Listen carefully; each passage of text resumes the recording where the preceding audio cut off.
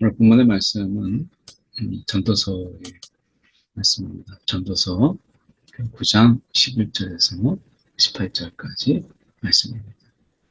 오늘 말씀을 통해서 어떤 조건, 인간의 어떤 조건을 그게 지혜이든 어떤 기술이든 용기이든 이런 것을 가지고 있다고 해서 필연적으로 승리를 한다든지 성공을 한다든지 많은 재물을 모으는 것이 아니다라고 하는 것입니다.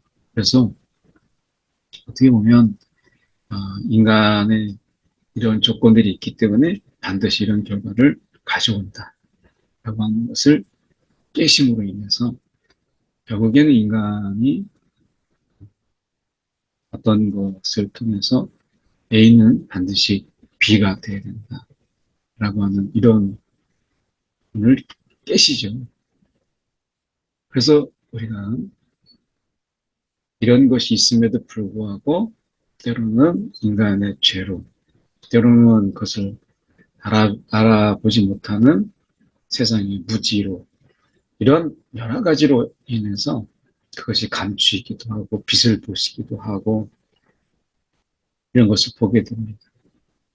이것은 우리가 하나님이 우리의 삶을 인도하시는 속에서 그런 조건이 필연적으로 어떤 결과를 만들어 온다, 만든다라는 것이 아니라 결국 인간이 하나님을 의지하고 또 하나님의 인도하심을 받아야 된다라고 하는 이것이 가장 중요한 어떤 삶의 이유 또 우리가 삶 속에서 우리가 되어져 나가는 일들 속에서 인간이 가진 어떤 조건이 아니라 그 조건을 결국에 만들어 가시는 하나님의 간섭 이것이 얼마나 중요한가를 하나님께서는 우리 가운데 알리시는 것이죠.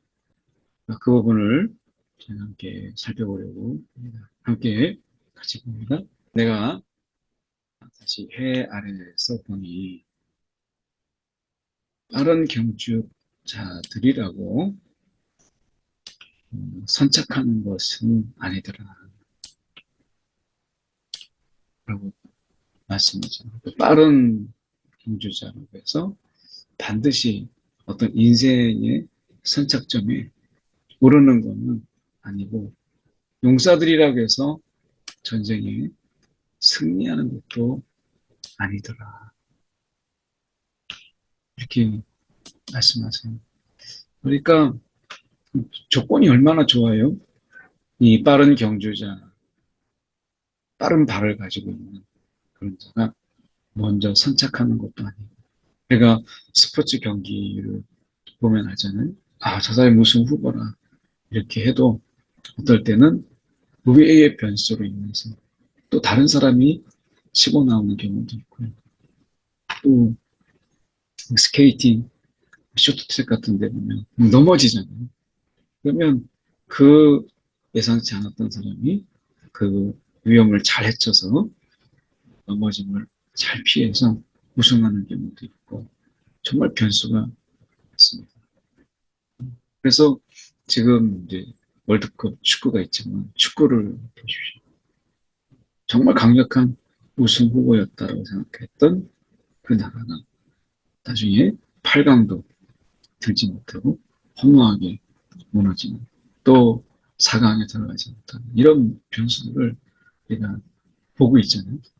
그래서 이 어떤 조건을 갖추고 있다고 해서 반드시 어떤 결과, 용사들이라고 해서 전쟁에 승리하는 것이 아니고 용사가 있어도 그 용사들이라 할지라도 전략과 전술 또는 상대방의 전략에 오히려 말릴 수 있죠. 그래서 용사들이라고 해서 되는 게 아니라 용사가 지혜가 있고 또 어떻게 보면 그 환경 이런 것들이 도와줘야 되는 이런 부분들이 있는 것이죠. 그래서 어떻게 보면 지혜자들이라고 해서 음식을 얻는 것도 아니다. 명철자라고 해서 재물을 얻는 것도 아니죠.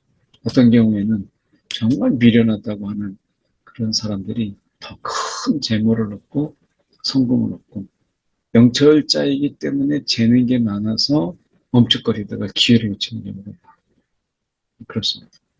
그래서 지식인들이 은총을 입는 것도 아니다. 잘못된 이런 어떤 지식들이 오히려 우리가 신앙을 거르게 되고 또 하나님을 아는 것을 더 방해받는 경우도 많습니다. 그래서 어떤 독일의 신학자는 정말 성경도 많이 알지만 결국에는 엉뚱한 결과로 결국엔 하나님이 안 계신다. 이런 신학적 결론에 이르는 그런 미련한 자도 있어요. 또 지식인들이라고 해서 어떻게 보면 이 은총을 아는 것도 아니에요. 어떤 경우에는 그것으로 인해서 하나님의 그 은총, 하나님의 그 간섭, 섭리 이런 부분을 성경을 통해서 오히려 알지 못하고 자신의 지식으로 성경을 풀고 하다가 오히려 전혀 엉뚱한 결과로 이렇게 되는 것을 많이 보죠. 그래서 어떤 한 신학자는 열심히 보이신 치유와 기적과 또 이사 또 어떤 귀신을 쫓아내시는 이런 영적인 놀라운 일들을 인정하지 않았어요. 그래서 예수님 안에서 도덕적이고 윤리적이고 상식적인 부분만 추려서 나머지를 다 빼자 했어요. 그랬더니 결국에는 예수님은 하나님이 아니라 그냥 하나의 윤리 선생에 불과하더라고요. 그러면 예수님이 십자가에서 죽으셨을 때 그 예수님의 십자가의 죽음의 의미가 상실되어 버려요. 그래서 도대체 복음도 아니고 도덕책도 아닌 그러한 모순을 만들어내는 이런 경우도 있거든요. 그래서 지식인들이라고 해서 은총을 입는 것도 아니다. 이는 시기와 기회가 그들 모두에게 임함이니라. 이 시기와 기회를 주관하시는 분이 누구시냐? 하나님이시잖아요. 그러니까 하나님께서 이 시기와 기회를 하나님이 주관하시는 하나님이신데 이런 하나님의 간섭과 하나님의 인도하심과 하나님의 도우심이 없이는 인간의 어떤 조건들이 어떤 필연적인 어떤 결과를 가져오진 않는다. 우리는 세상에서 많이 보잖아요. 그래서 세상에서 말하고 있는 운이라고 하는 이것은 정말 어떻게 우연적으로 일어나는 일이잖아요. 그 속에서는 어떤 목적과 그리고 어떤 그 지혜자, 정말 지혜의 근원이신 그분이 우리의 삶을 주관하는 이런 인격적이면서도 정말 신격적인 그런 간섭이 아니라 그냥 우연이 되는 그러나 그 우연 속에서는 어떠한 이 어떤 그 인도하심의 그 되면 하나님의 지혜, 이 신적인 지혜가 없는 거죠. 그러니까 그런 운을 가지고 세상이 움직여진다고 생각을 해보세요. 세상이 어떻게 되겠어요? 악한 자가 그리고 정말 보면 수많은 사람을 죽인 살인자가 성공을 거두고 아무런 벌도 받지 않고 이렇게 되는 그럼 세상은 그냥 그 운에 의해서 되는 세상이기 때문에 정말 혼란과 혼돈과 무질서가 있게 되는 거 아니겠어요? 그래서 우리는 그런 시기와 기회의 주관자이신 하나님께서 우리 한 사람 한 사람이 그런 조건을 가지고 있음에도 불구하고 때로는 겸손을, 때로는 우리의 교만을 꺾고, 때로는 하나님이 살아계심을 깨닫게 하기 위해서는 우리를 그렇게 인격적으로 사랑으로 이끄신다는 것을 믿는 것이죠. 실제가 그렇고. 그래서 우리가 보십시오. 분명히 사람은 자기의 시기도 알지 못해요. 그래서 물고기들이 재난에 그 물에 걸리고 새들이 올무에 걸린 같이 인생들도 보면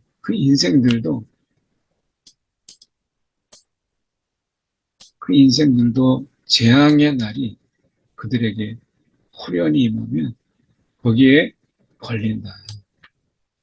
인생들도 재앙의 날이 그들에게 호련히 임하면 거기에 걸린다고 이야기해요.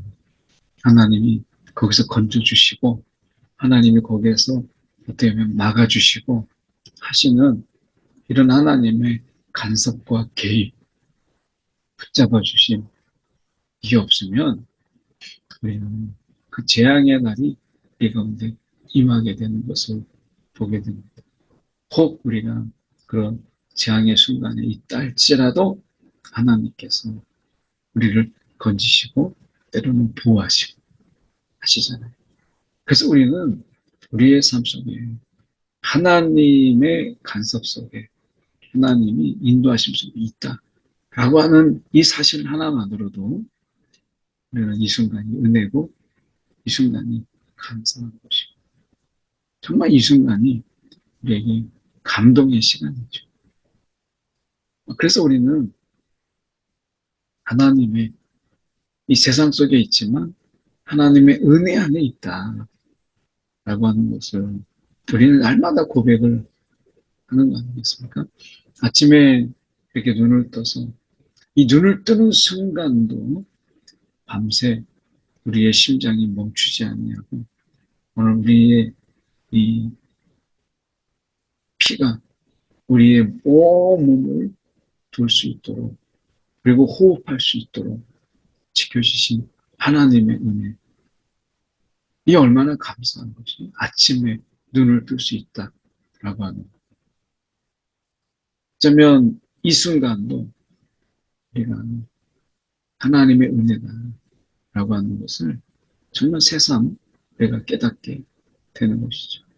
내가 또 회 아래서 지혜를 보고 크게 여긴 것이 이러하니 곧 작고 물거가 많지 않아 어떤 성읍에 큰 왕이 와서 그것을 에워싸고 흰벽을 쌓고 치고자 할 때에 그 성읍 가운데 이 가난한 지혜자가 있어서 그 지혜로 그 성읍을 건진 그것이다. 그런데 이 성읍을 건졌다 할지라도 이 가난한 지혜자를 기억하거나 또는 그에게 감사하거나 하지 않는 경우도 많이 있어. 어쩌면 우리가 세상에서의 삶이 그런 거잖아요. 우리는 그렇게 헌신하고 때로는 수고하지만 그것으로 인해서 다른 사람들에게 큰 도움이 되고 하지만 잊혀져 버려요. 그래서 우리의 삶이 누군가에게 자꾸 기억되기를 바라고 누군가가 그것을 알아주기를 원하고 누군가가 그것을 박수 쳐주기를 원하게 되면 정말 이 세상의 삶은 거기에 매이게 되고 자유가 없게 되고 그래서 우리는 스스로 속상하고 서운하고 그런 거죠. 그러니까 어떻게 보면 기쁜 마음으로 내가 어떤 것을 바라지 않고 내가 기쁨으로 그 일을 감당했다면 그 일을 감당한 것으로 내가 만족하는. 그러나 그 속에서 하나님이 지혜를 주셨고 하나님이 우리 가운데 간섭하셔서 우리가 그 일을 할 수 있었다라고 하는 것. 이것으로 우리 스스로는 자족하는 지혜가 좀 필요합니다. 교회 안에서도 우리가 보면 처음에 그런 마음이 아니었다가 사단이 우리 가운데 그런 마음을 탁 주잖아요. 너 누가 알아주지도 않는데. 그래서 알아주지 않는 것 때문에 속상하고 알아주지 않는 것 때문에 서운하고 그래서 이것이 미움으로 바뀌는 거죠. 너희가 나를 몰라봐? 뭐 이런 것 때문에 미움이 생기고 그리고 그 사람들에 대해서 때로는 우리가 되면 미움 이상의 증오의 마음을 갖기도 하고 이런 거잖아요. 그래서 우리가 하나님의 이런 일꾼으로 또 하나님과 함께 동역하는 그런 부르심을 받은 우리가 성도도 또 우리 모두가 다 그렇잖아요. 그래서 하나님 안에서 내가 부름 받아서 하나님의 쓰임을 받고 하나님과 동역을 하고 하나님이 보내심을 통해서 그 일을 감당했다라고 하는 거예요. 그 순간 하나님은 아시는 거잖아요. 나도 알고 하나님도 알고. 그러면 우리가 그것에 대해서 감사하는 것이 필요하다 하는 거예요. 세상은 그렇게 기억력이 탁월하지 않습니다. 쉽게 잊어버려요. 그런데 우리가 그것에 대해서 기억해 주기를 바라고 하는 것은 어쩌면 욕심이다 라고 하는 이런 부분입니다. 그래서 우리가 세상에서 하나님 안에서 우리의 지혜가 발휘되고 그런 지혜들이 빛을 볼 수 있었다라고 하는 것. 이것으로 인해서 우리가 그저 감사하는 이런 삶이 더 우리를 더 복되게 하는 것이 아닌가. 그리고 우리를 더 건강하게 하잖아요. 그런 의미에서 보면 세상은 그런 가난한 자, 그리고 그게 지혜랄지라도 기억하는 사람이 없다고 이야기해요.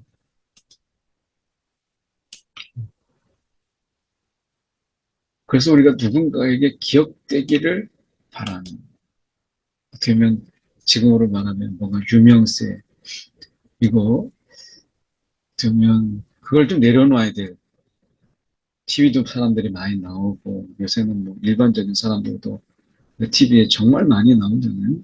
그래서 갑자기 하루아침에 스타가 되기도 하고 유명한 사람이 되기도 하지만 한편으로 볼 때는 그 유명한 사람들이 그 유명세로 인해서 불행해지게 되고 사람들이 알아보는 것 때문에 불편해지기도 하고 때로는 좋은 사람만 그 유명세를 탄 사람에게 찾아오겠어요. 사기치고 속이고 때로는 협박하는 이런 사람들로 인해서 삶이 너무나 공고해지는 이런 경우도 우리가 보기 때문에 하나님이 우리를 아시고 그 내가 하나님에게 쓰임 받았다라고 하는 이 감사 이것이 우리 가운데 더 필요한 것이 아닌가 하는 생각을 해보게 됩니다. 그래서 지혜보다 지혜가 힘보다 나아나 가난한 자의 지혜가 멸시를 받고 그의 말들은 사람이 듣지 아니한다 하였노라. 그가 실제로 뭐 우리가 복음의 전달 속에서 가난한 자가 전하는 복음과 부자가 전하는 복음이 같은데 가난한 자의 복음은 사람들이 듣지 않으려고 해요. 너 복음 좀 알고 있는 사람이 그렇게 가난하냐?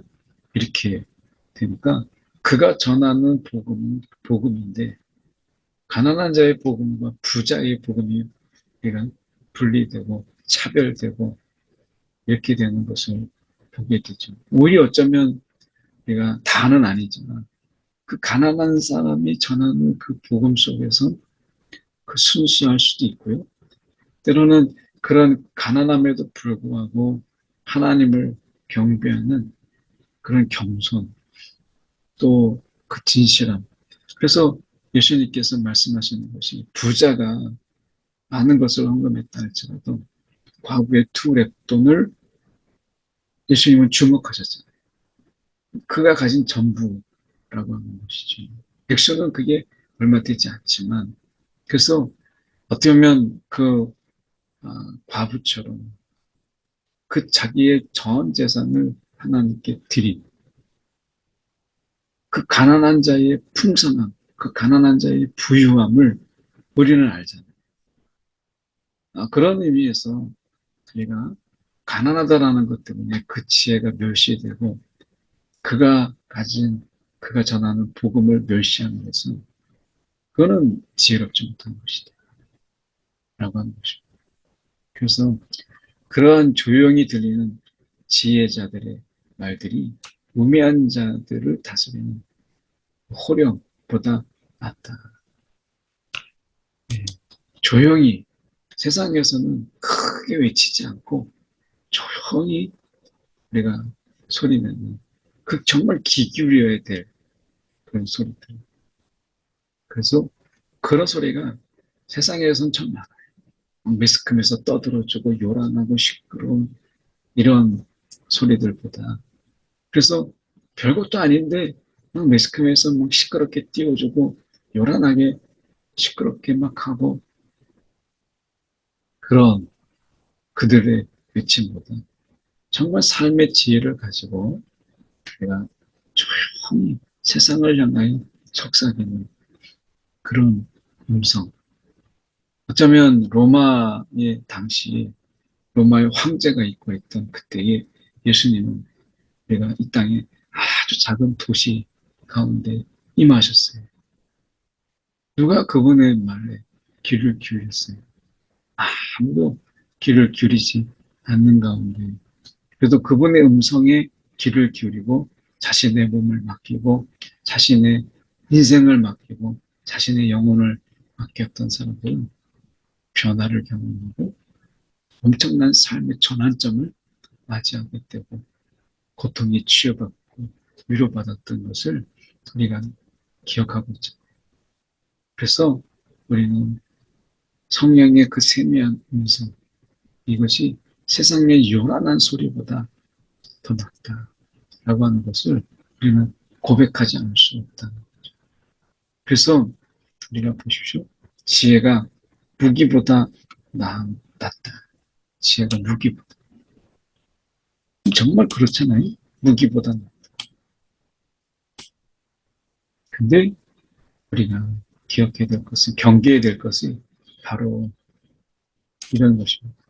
그러나 죄인 한 사람이 많은 선을 우리가 무너지게 하니까 죄인 한 사람이 많은 선을 무너지게